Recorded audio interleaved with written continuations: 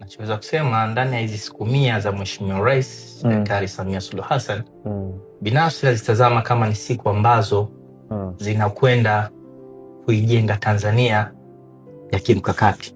Ndio. Tanzania ambayo imelenga kukuza maendeleo, imelenga kukuza uchumi wa taifa, imelenga kukuza ongezeko la ajira kwa watumishi na vijana kiujumla. Ndio.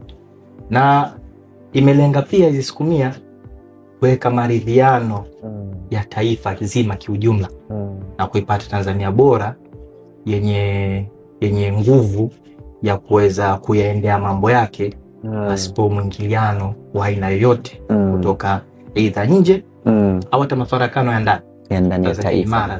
Na